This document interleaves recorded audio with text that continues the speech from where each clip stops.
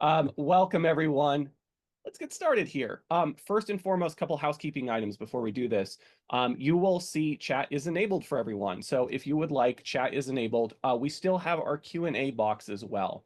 So if you do have questions, if you need anything, please post it in there. We are going to be monitoring and we're going to be doing Q&A at the end for any questions you have about this webinar or literally anything about our system, about the HELOC, about how your Thanksgiving is going to go, anything like that. Post the questions in. We're happy to answer those. As well as I'm going to post a recording up on our YouTube channel as well after this webinar is complete. So we'll post links and we'll talk all about the resources, and I'll send an email out after this is all done like normal. Now, welcome. Tim, Reef, how are we doing today? You know what? It is the eve before Thanksgiving, and honestly, gentlemen and attendees, I just want to encourage everyone to really, I hope everyone's going to have a wonderful holiday. And from my opinion, we have so much to be thankful for. So, especially with what we've got going on here, Alex, I know we are going to dive in. We're going to kind of start from the beginning, right? And walk through a process. And I'm going to do what I do best, and that's interrupt you, Alex. To point out some of the highlights or improvements or enhancements regarding, in the spirit of transparency, that we've made improvements throughout the year. And by the way, you already know this, we're going to tease the attendee list here a little bit with an enhancement that's getting ready to roll out. That's just, talk about having something to be thankful for. I can hardly wait to at least show a snapshot of it at some point. How are you doing, Reef? Doing good. I'm doing good, gentlemen. Welcome everyone. This is tomorrow is my favorite holiday of the year, more so than even my birthday. So it's very thankful to Wow. see another one here. Yeah, and then Alex, Being thankful. it's almost Friday for Alex all the time. He's always saying it's almost Friday. So, Oh, not oh, even this week. I got tomorrow off, Tim. Thankfully, you gave it to me off. So today is oh, my I did. Friday. Yeah, it's a federal holiday, but hey, I'll take credit for it. What the heck? Alex, I say let's dive right in, and I wanna Mhm. remind everybody from a very high level, and actually, let's just have a quick conversation about this.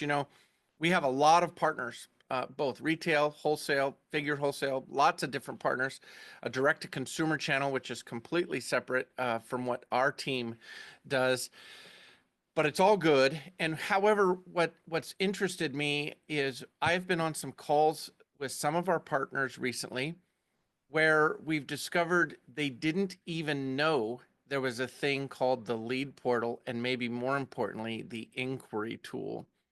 And so I want to dive into that. I want to make sure that everyone knows how to get to it, even if it's for the very first time logging in and creating their credentials. So, Alex, if we can demonstrate that and dive in and run through an inquiry would be ideal. By the way, some of the things that, of course, we're all thankful for are in fact things like direct debt payoff, and which is almost across the board. All of our partners are doing this now, but maybe we could demonstrate that as well and kind of have some conversation around that if that works for you.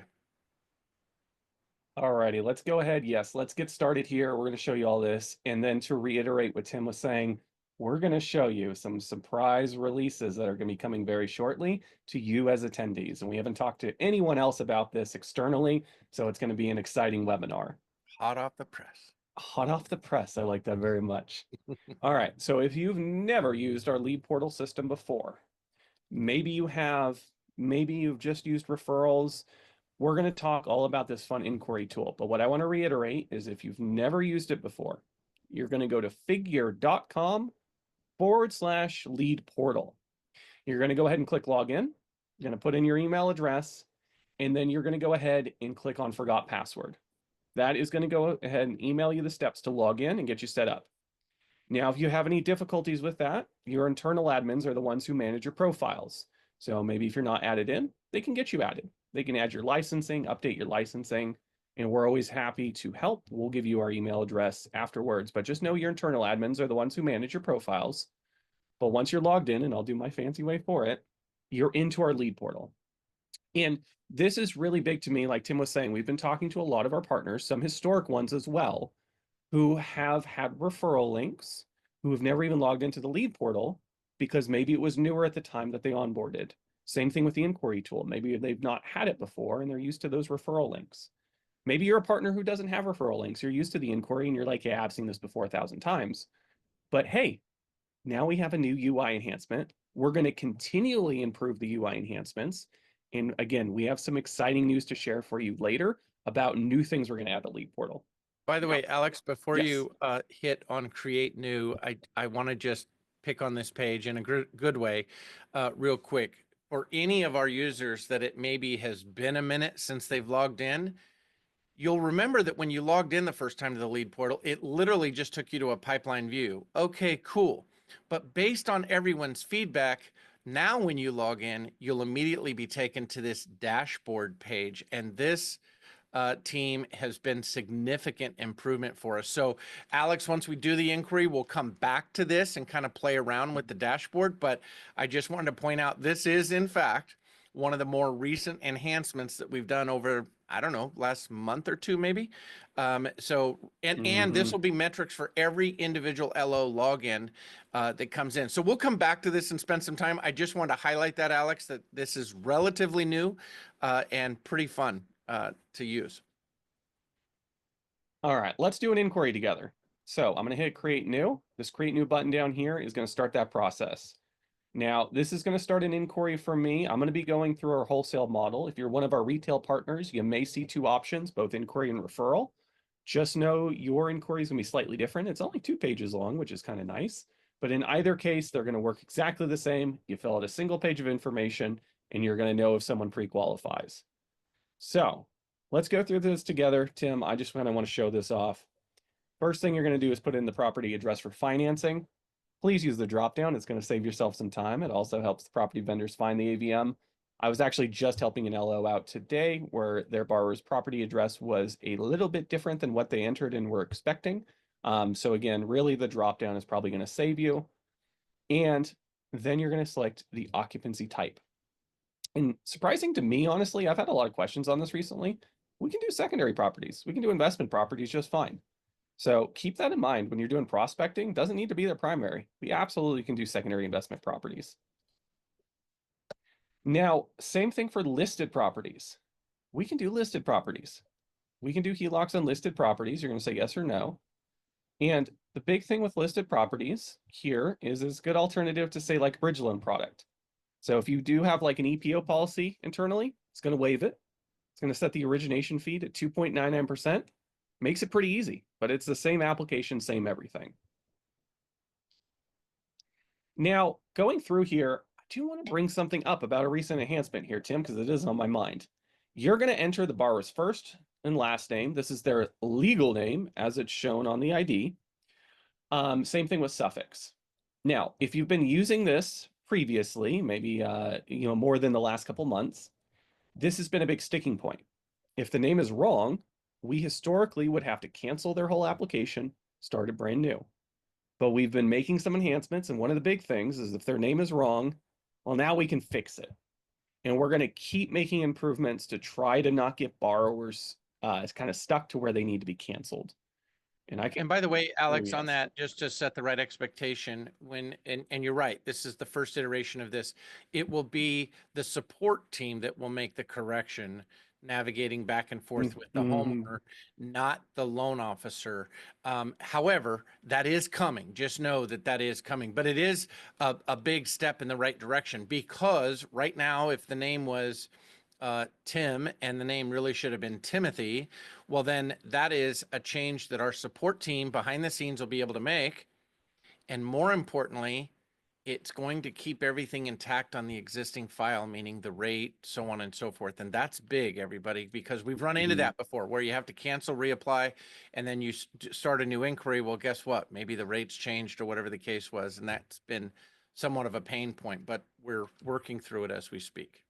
Yep. So try to get it right the first time, really just their legal name. But now if you do a typo, it's not the end of the world, which I very much like. All right, we're going to go ahead and put in the date of birth, the phone number, and then the borrower's email address. Because remember, if they do an inquiry, right, if we complete this inquiry, I should say, it's going to send a link over to the borrower to this email address to begin the application. Now, we're going to enter the total annual income amount. Now, this is annual. and this is gross income. Please give the benefit to the borrower. Make it gross. We want bonus in there. We want overtime in there. We want to give the benefit to the borrower because we want to lend to that borrower. So in this case, I'll put 200,000. Now, there are no co-borrowers with this product. Keep that in mind. But if there is a community property or homestead state, which is most of them, but if it is a community property or homestead state, you can include the spouse's income. And what's nice about that is for the spouse, the credit's not going to be pulled. So something to consider. Yeah, by the way, that is big. And as you know, team, that is a huge use case. So just to clarify what Alex just said there, remember annual. We do see commonly where a loan originator, because that's how we think, will enter in a monthly amount. And of course, the debt ratio is 700%, don't get any offers. So remember annual first and foremost. Also, the spousal income, and spousal is the key, not household, spousal. They do need to be married. And we can then use both incomes, even though there's only the one borrower. This is significant. And Alex, like you, I spoke to a different loan originator yesterday on this very topic. And so that was the difference of getting offers, was being able to use the spousal income along with the borrower. So anyway, great feature. One other thing I'm very thankful for is one other big enhancement is we've made enhancements to our tax verification process when it comes to income. So for self-employed individuals, they're going to be verifying more income than they previously were maybe like a year ago. So again, they're going to have a whole bunch of different methods to verify their income. We could talk a lot about it. But again, gross income, annual income you're going to put in, other income as well. If they investment, rental, savings, retirement, anything of that nature, you're going to be putting in that income. Now, you're finally going to be putting in their employment type, whatever it may be. Just know it can't be unemployed. We'll lend to retired, self-employed, full-time, part-time, all that good stuff. Wait, we don't do loans for unemployed people? Shocking. No, shocking. I've actually had the question though on when it comes to unemployed, right? Retired is totally fine. So I've had questions saying, "Hey, they're retired. Isn't that unemployed?" No, they're retired. It's fine. Now, we have this new field as well. This is for data collection for our own internal teams. It does not affect offers. So you're just going to describe the source of the lead, whatever it may be. Just go ahead and make a selection, whatever is most applicable. And then you're going to perform a soft credit pull through Experian. It's going to be the FICO 9. And then we're also going to do a soft credit pull through Method for our direct debt payoff. And if you're a partner that doesn't have this feature, maybe that's something we talk about. We've gotten more and more partners on for this direct debt payoff feature. And this is something that is seeing huge success because obviously people want to pay off their debts or consolidate it. And by the way, Alex, on this topic, I just want to confirm for the crew, if they only see the first paragraph, does that mean that the direct debt payoff has not been turned on for them in particular? And if they see both, can we then make the assumption that it is turned on for them? That is correct. Okay. So you're only going to see the second checkbox if your organization has direct debt payoff as an enabled feature. Either way, it's soft credit, doesn't trigger any leads. I'm going to hit continue. It's going to make you confirm this information, make sure there's no typos, and we hit confirm, and we're golden. It's going to run through our system, go through the automated underwriter and AVM. I'm going to kick back and relax. By the way, what I want to highlight here is the spinning wheel of opportunity is going away for us here. I've started to lean very heavily on process, not product. And so I want to say that again. Think process, not product. What do I mean by that? What I mean by is what Alex just demonstrated, which now took us to the offer screen. Literally, if you were having a conversation with a client on the phone, we're talking a couple of minutes. The process is very, very quick. And that's the pain we solve for. The product will be the result, just like you see now. We see Alex, Tim Test Age, like that guy, Tim. He's got an offer for $388,000. And now the loan originator, all of you, can navigate what's the best offer for the client. So Alex, go ahead and show them how to navigate through that. But again, process over product. The product will be the result. The process is the real magic here, in my opinion. And I actually want to add on to that, Tim, because I think it's a really good point. And the big thing to me is, let's say, for example, no offers generated. One, it'd tell you why, it'd give you the reasoning, but it's not going to send anything to your borrower. It's not going to send an email or an alert. So it keeps you in control. You'll be able to say, okay, their DTI was too high or their credit score was too low, but you'd also have an appraisal document. You'd have their credit information with it, or the credit score, at least I should say, along with some more underwriting information. So from there, you can kind of shift to something. So again, it keeps you there. There's no, if you're a partner with a referral, right? If you send them the referral, great. That's good for certain situations. But if it's your client, what can happen is they can get declined, and then suddenly you're having to look back. It feels like a bad moment. This is where the inquiry really works out, is you're going to know in a minute or two, you're going to know if they got offers. And in either case, you're going to be the loan officer making decisions and helping them determine, right, what's best for them. That's my spiel. Let's take a look at offers. There you go. Yeah. So the very big thing is, you may all know this, but it is a full disbursement product. Keep that in mind. They're going to get 100% at closing. So I'm going to do 100,000 to make the math easy. Next is the origination fee. I get a lot of questions on this. It is not comp. This is a borrower paid fee to figure. The higher the origination fee, the lower the fixed rate is going to be. And it really just a rate buy down, so we can see how it affects the fixed rate there.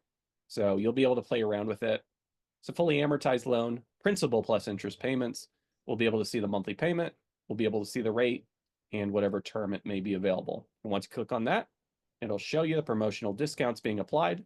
Right now I got an auto pay discount.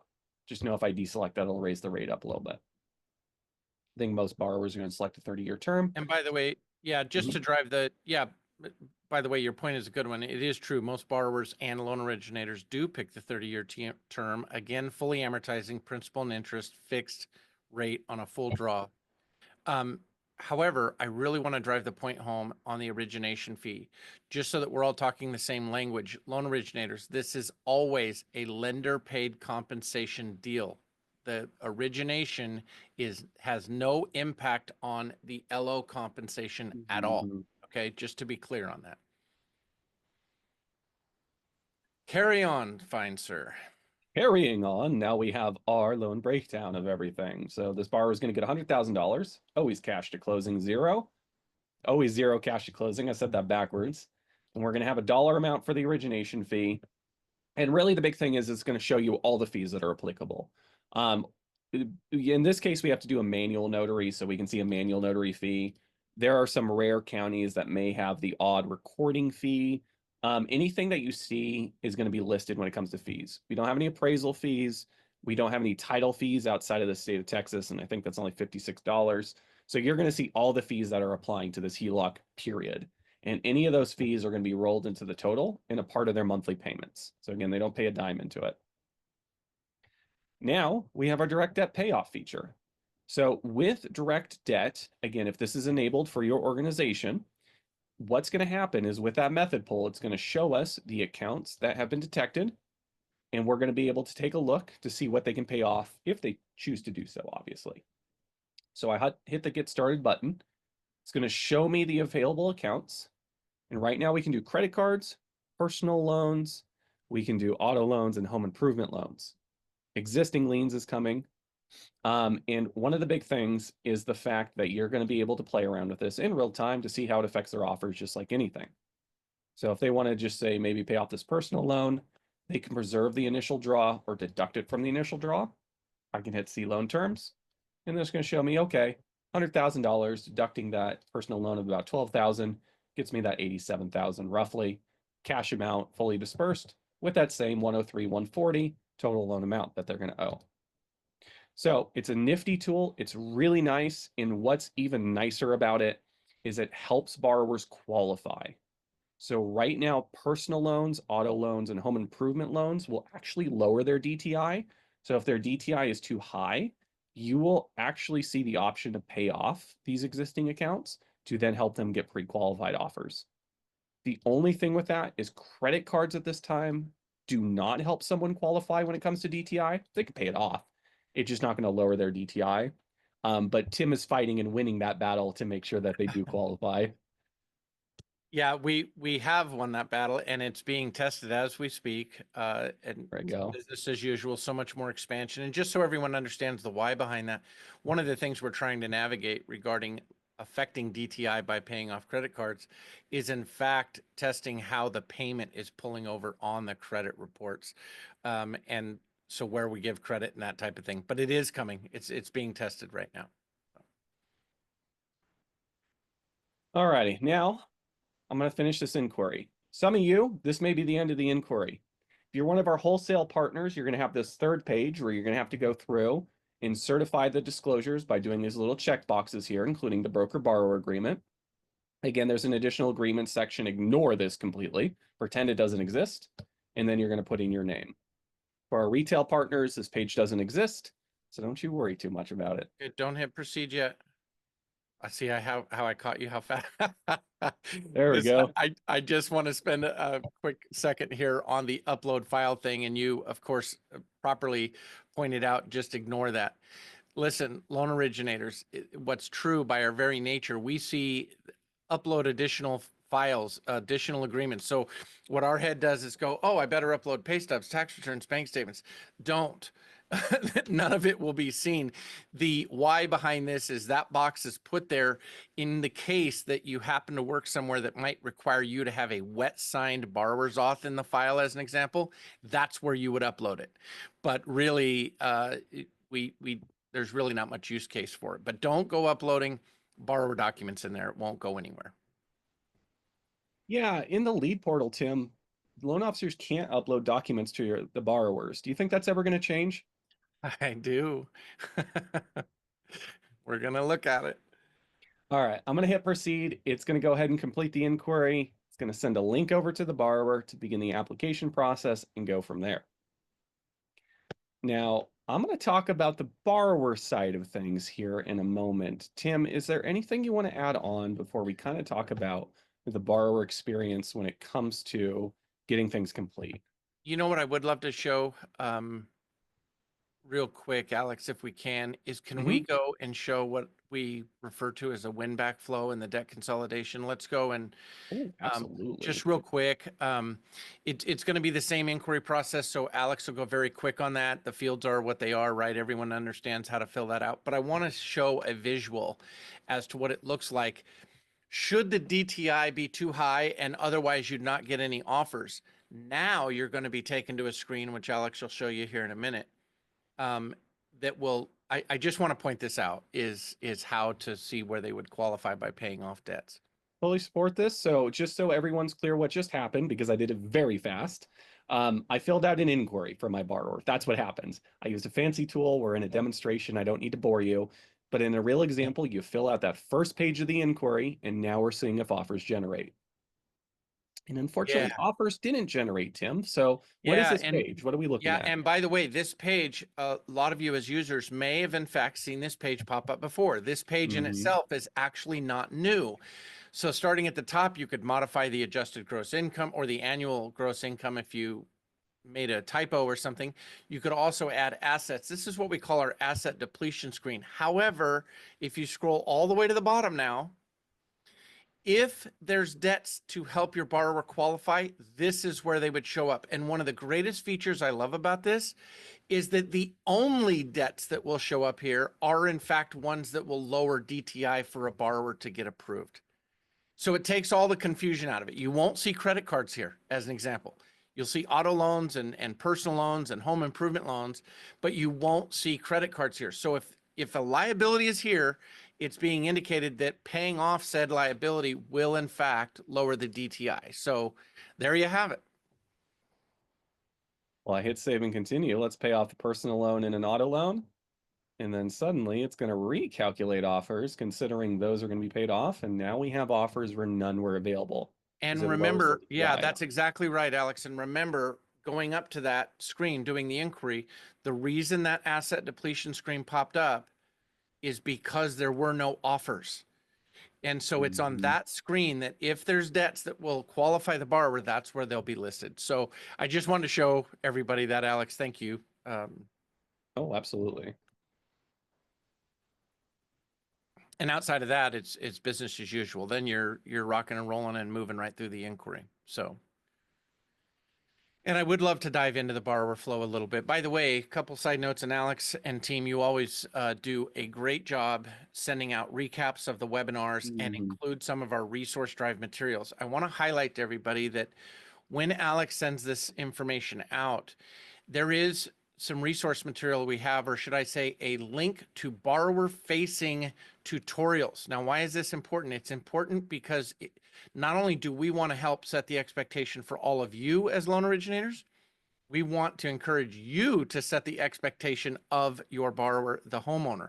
In other words, what can they expect? And in those resources, Alex, there is a video of the borrower application workflow. And to be clear, it's designed to be borrower facing.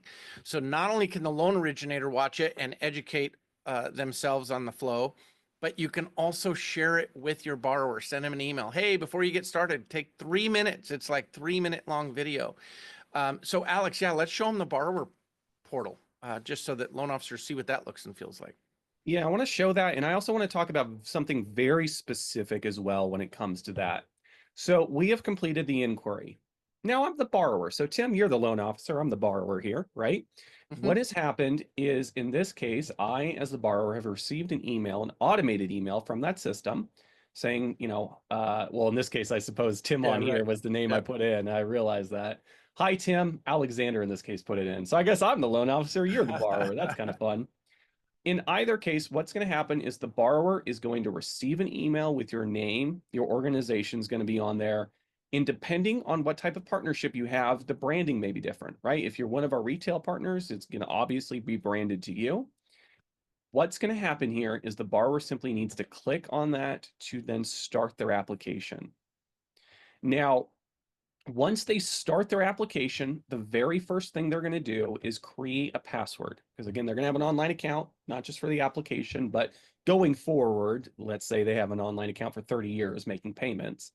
So they're going to go through, they're going to, put in the password. And then in this case, congratulations, let's get you started. So they're going to have an online account. This is their dashboard right now. I'm on a test website, so some things may not appear proper. But once we hit continue, what's going to happen is it's going to have me agree to terms and service and privacy policy, electronic communication policy. Fun things, of course. But I'm going to get started on this application. That's what's happening. Now, if you're in our wholesale department, this is where they're going to sign broker borrower agreements. If you're a different type of partnership, they're just going to sign initial disclosures. But you can see me being the LO is going to have my name on there. So let's say Tim was going through this. He would go, okay, that's my LO on there. I'm going to sign disclosures like the Fair Lending Act notice, so on and so forth. And just like Tim said, we have some great borrower flow demo videos and documentation I'm going to send out about all of this. Just for time's sake, I'm not going to bore you with all the details of our fun disclosures. But what I do want to show you is that what's going to happen is when we start the application proper, it's going to load up and we're going to see, there we go, an offer screen. The very first thing they're going to do is they're going to select their offers, but their offers are going to be pre-selected based on what you selected on that inquiry. So if we remember, I selected 100,000, 2.99% origination fee, 30 years, and we were paying off that personal loan of that 12,000 I talked about. Well, in this case, great. If I was the borrower, I already had a conversation with Tim. Tim told me all this stuff. I'd look at this and go, cool, I hit save and continue, I'm done. Now, if I wanted to, though, as a borrower, I can make full adjustments. I can change the dollar amount if I wanted to. I can change the origination fee around. That's an infinite amount of money, which was pretty fun. Whatever it may be, I can make those adjustments. Same with debt payoff. So if I wanted to, in this case, I could be like, you know what, I do want to pay off these credit cards. I could do that as the borrower. So we can go in this case, instead of borrowing, a little bit, I can borrow a lot, let's say. Now, once I hit save and continue, then it's going to lock in my offer as the borrower, and I simply need to complete this online application, which typically doesn't take too long, but I do want to show what happens in some information in events where it doesn't take that long, or I should say takes a bit longer. Now, in this case, we're going to go through as Tim, and we're going to provide more information. marital status, ownership type, financial purpose, Tim social, which I'll show you all. And then we're going to verify our income. We're going to verify our identity. And then we get through, we sign some online documents and we get ready for notary. That's really it there is to it. But for this case, I want to talk about what happens when something is required outside of this application. If we need a document, if we need something like that. Now, before I do that though, Tim, do you want to talk about ownership type here? You know I do. You know I'm just chomping at the bit to dive in here, right? So listen, everybody, I want to highlight this. And the reason is keep in mind that you as the loan originator at point of inquiry, you did not answer this question, sole owner, joint owner, and most importantly, trust. So why is that important? I want to encourage you all to have this conversation with your borrowers ahead of time, and maybe even take one additional step if you have a title company, escrow company, logins like myself. I still use my old My First AM account, and go in and pull a property profile, because one of the things that I suppose has surprised me a little bit is that your client will get onto this page, and let's say it's a married couple, and they'll indicate joint owner, only to find out at the 11th hour in our system that it's in fact held in a trust. Now, we can do these loans in revocable trusts, so that's not a problem. However, the borrower would then need to be prepared with their certification of trust, not their full trust document. We won't review that. Their cert of trust, refer to it as the COT, right? But if you know that going in, then again, you can set the right expectation for your borrower on two ways. One, make sure they understand this screen that they're going to be asked about ownership type. And if you see it listed as sole, joint, or trust, give your borrower the advice to make sure they choose the right one on the dropdown. The second piece of it is you can then prepare them to have their certificate of trust ready to upload. Okay, that's much better than doing it at the 11th hour towards the end of the transaction. That's just my 2 bits on that, Alex. Setting them up for success. You see, if I select trust, then they have to put the legal name of the trust in. So setting them up again, making sure that they're ready for that. Financial purpose, this doesn't affect offers, so they'll select whatever they want. And then we're going to go ahead and provide you Tim's social security number in case you want to go ahead and steal his identity. I hear he owes a lot of money to Figure, so good luck getting anything. I lost a lot of money on that Dallas Commanders game last week.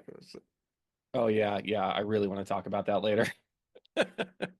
All right, so we're going to go through here. I could talk all about the application page. We can talk about this. I want to talk about something fun today, though. So in this case, what's going to happen here is the borrower is going to go through. They're going to put in the HMDA questions, ethnicity, race, and gender. They can put, I do not wish to provide this information, or whatever they'd like.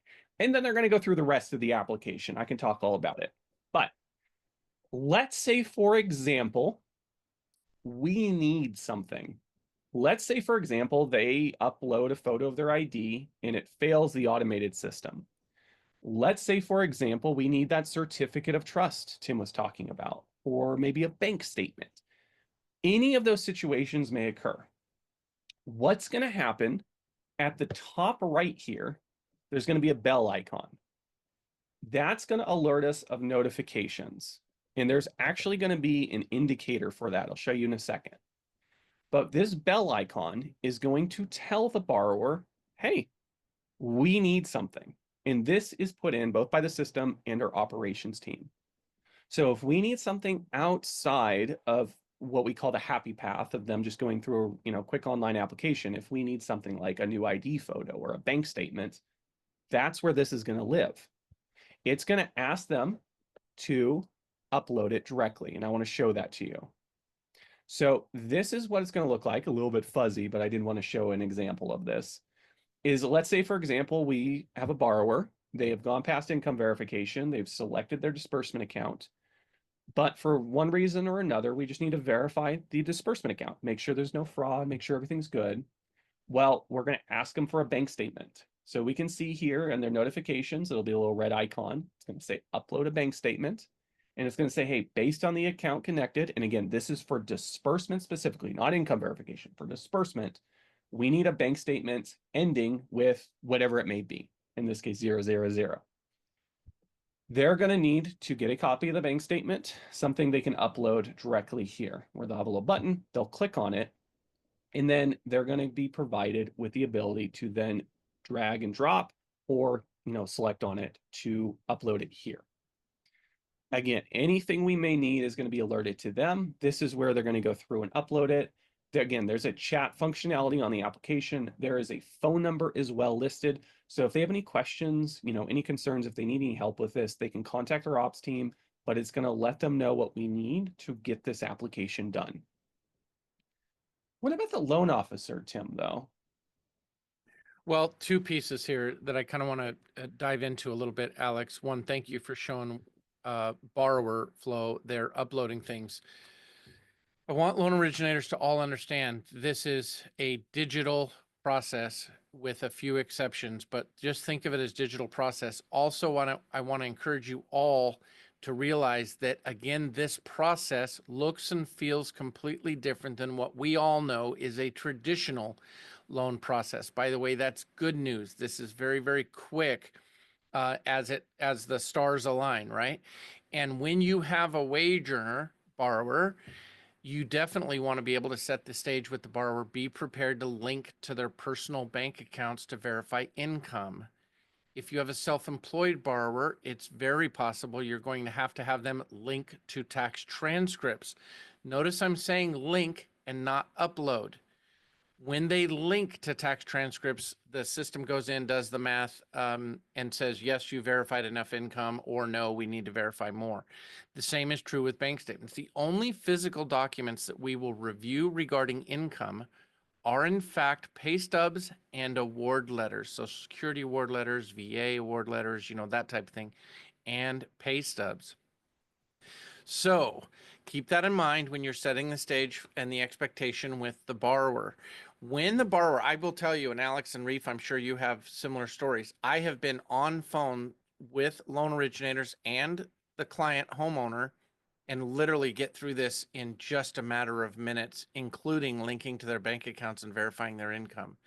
So it goes very, very quick and it goes pretty seamless. Alex, you said something, you said it awfully quickly, so I just want to mention it. When and if you see that a borrower has to upload a bank statement, you may have your client call you and say, hey, for whatever reason, they're asking me to upload my bank statement. Alex, you said it perfectly. It is not for income. In that case, what happens is a borrower has chosen an account for disbursement as well as payments that maybe is a different account than what was linked to for income.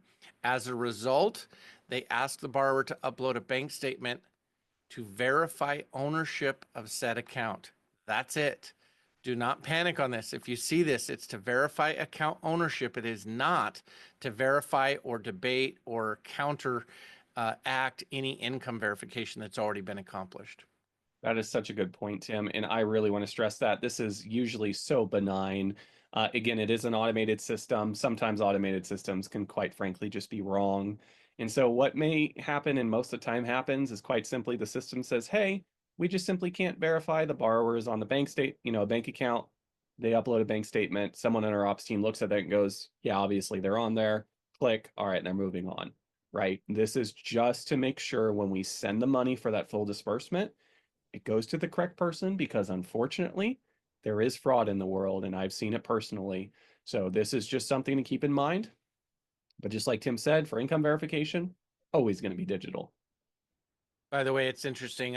My mind doesn't work this way. It never has in the industry. And so I'm naive, if I'm being honest, that fraud does still exist. But I will just share with you all that, believe it or not, I've seen things like a loan officer will put in their own bank account information to verify income for a borrower. Now, that seems crazy, but it happens. And so, we have a great fraud department. We watch it very, very closely. Just fill in the boxes, stay in the lane, understand the process. And of course, it results in our existing product. Now, Alex, you threw a line out there. You led me into it, and you've hooked me now. You're asking the question about loan officers uploading things. And does that exist right now today? Well, right now today, not really. However, I will share with everybody and anybody that's used our system before, you will get this when I tell you this story. As a loan originator, when we do the inquiry, the borrower's working on it, the ask has been for the loan originators to be involved regarding any conditions that are being asked of the borrower. And to be clear, there are very few, right? Things like this bank statement to verify account ownership, things like maybe their ID didn't pass, things like a certificate of trust. Well, Alex, you know how excited I am about this. And I Mhm. think you can show a snapshot, but I'm happy to report that by year's end, the engineers tell me that our loan officer dashboard, when you're in the file, is now going to appear very much like a traffic light scenario. You're going to have green on the milestones for what's been completed. You're going to have yellow caution for something that still needs to be completed. And then, of course, you will, in fact, see red when something needs to be provided. Here's what's amazing. What's getting ready to happen is you, the loan originator, will receive an email just like your borrower indicating what is needed to move the file forward. You will also be able to go to this screen here in your dashboard and upload and label that condition. I am pretty over the top about this, Alex. I think this is Yeah, huge for same. us. And I'm hoping that it'll roll before the end of the year, but the engineer team did tell me that it would be by year's end. And so I'm anxious to I know it's kind of a teaser right now, but it's going to be a significant change for us once we roll that out. Yeah, this is massive. This is a lot more than, say, like a UI enhancement or something. This is a complete process overhaul that we've been working towards pretty much all year. So once this is in, now you'll be able to directly assist your borrowers get anything in that we may need. In this case, it's an ID photo, maybe it's a bank statement, who knows? You'll be able to put that in, right? And great, once that's done and processed, then they'll be able to move on and you'll be able to see everything fully. So you will be in full control and support of your borrower. By the way, we of course we're right here on upload ID. I just want to highlight to everybody here that this sometimes can be a sticking point. I just want to be clear. It needs to be a clear image. The image needs to include all four corners with as little glare, none if possible, of the image. It definitely works best if the borrower is using their iPhone, cell phone, whatever the case might be for said photo.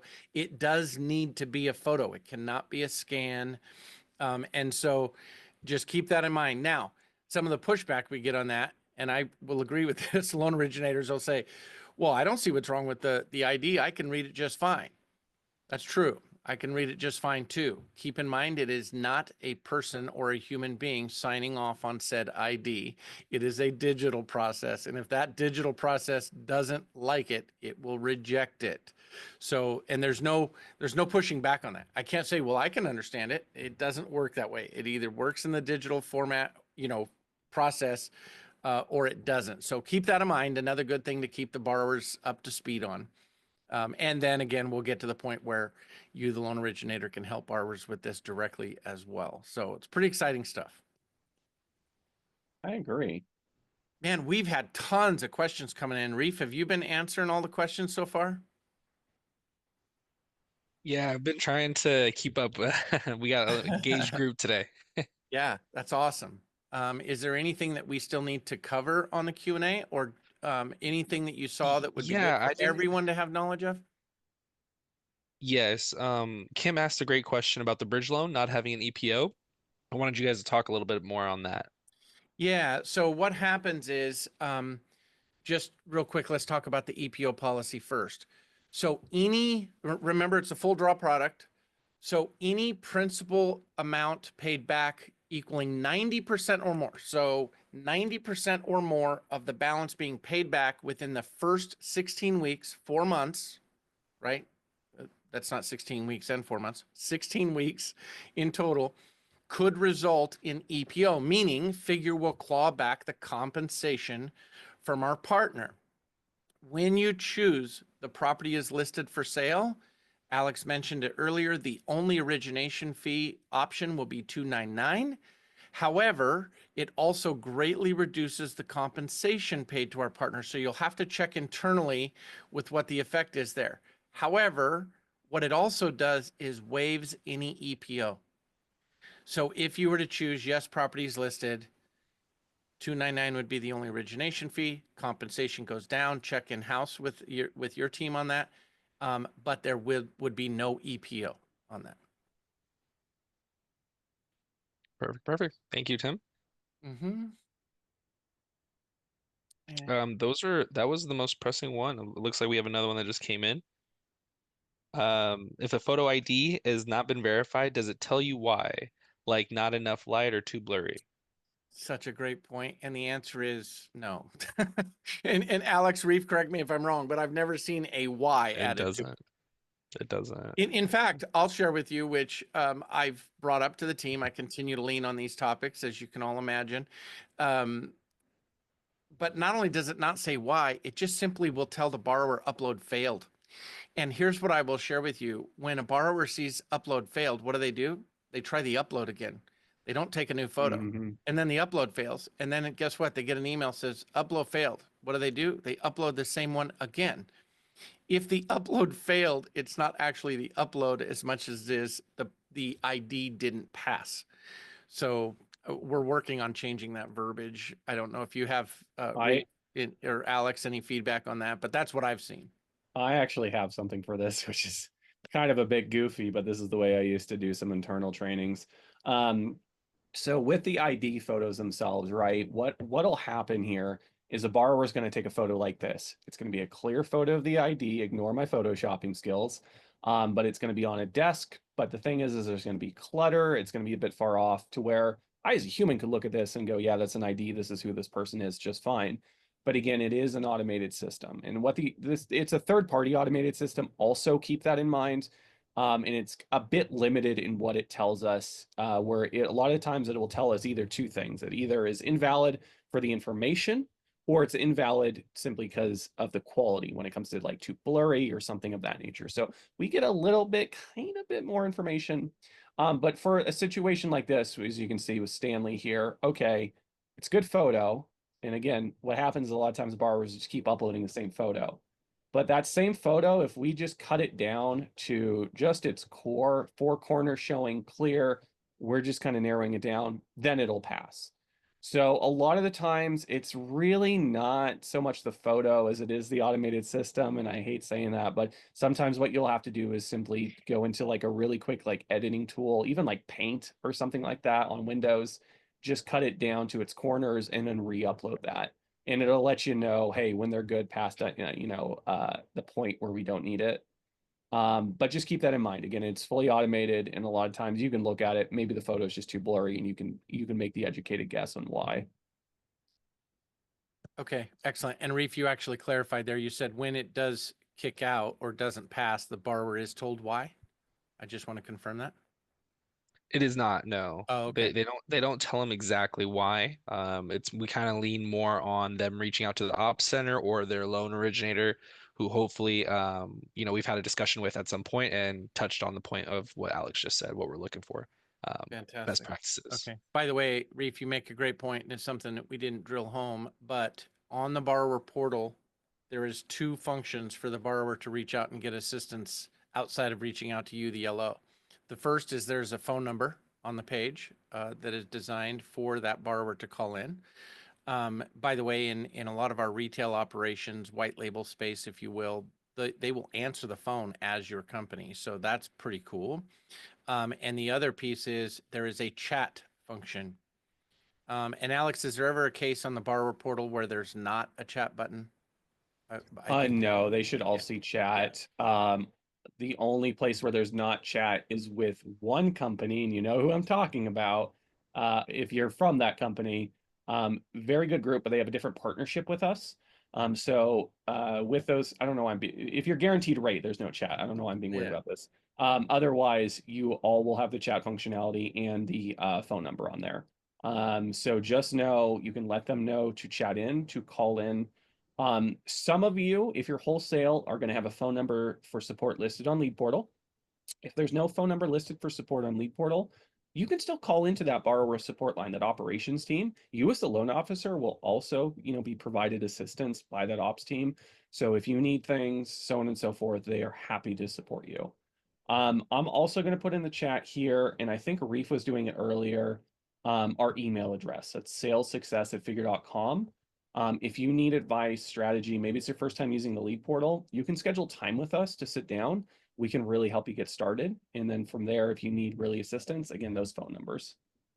And just in case we have any on the call, partners, sales leadership, sales manager teams, even all of us as LOs, if you want to navigate getting our team, all three of us, one of the two, three, it doesn't matter, get us on any of your existing standing sales calls, we'd be more than happy to jump on for, 5-10 minutes, high level tips, tricks, best practices, that type of thing. We love doing that kind of stuff and helping increase engagement. Again, I want to drive the point home. Think process, not so much product. The product is a great product, but why would I say that? Well, if you can start becoming engaged on that lead portal using the inquiry tool, and you can make that a part of your practice when talking with clients, what you will see in the future is right now, today, the product is a HELOC, but it could in the future be our new piggyback program. It could in the future be our DSCR loan. These are all things that are being worked on. So that's why I want to lean so heavily on encouraging everyone to think process of the inquiry tool. Lean in on that, because you will do this one day and all of a sudden you'll see different products, not just the HELOC, if that makes sense. Yep. Guys, Dave has a question. It's pretty good. He's asking for us to clarify that as of today, existing second liens cannot be paid off, and also want a little more clarity on spousal income in community property states. I think he's asking if it's only 8 or 9 states that are eligible. Okay, so we'll get to that as the second part of the question. The first part of the question, Reef, say that to me again, please. Yeah, it's just clarity on if we can pay second liens or any Okay, liens for that matter. so right now today, no, there is no way to pay off existing liens. However, having said that, we are doing a batch testing of this right now. We always use our direct to consumer channel for this to kind of break it before we roll it out to all of you. And we're starting by paying off existing figure liens, because we believe that as we test this, obviously that's a controlled environment for us. I also want to share with you, it's important for us all to remember the why behind this. Paying off the debt in itself is not a big deal. What we're trying to navigate is making sure we have a solid workflow in place for lien releases and recording of said lien releases. Remember, in our process, we don't have an escrow officer. We don't have an escrow title company that we call up and say, hey, we need to pay off this existing lien. So that's the why behind it. And then the second part of it is regarding spousal income. There might be 8 states that don't allow spousal income. The fact that, and I don't even know that it's 8, Alex, I don't know if you have the list readily available there, but most states do. The one that comes to mind right off the top of my head is Oregon does not allow spousal income, or should I say they're not a community property or homestead state. But we do have a list on our reference materials, right? I don't know if you have a Yeah, way of bringing it's 14 it's 14 states that currently do not allow for spousal Oh, income. it is. Okay. Every other state that we lend in will allow for it, and I am just typing that in right now for Dave. And Okay, anyone cool. else, I will send that in, but it's in our resource drive as well. Perfect. There you Every go. other state, please leverage spousal income. It will only help the applicant.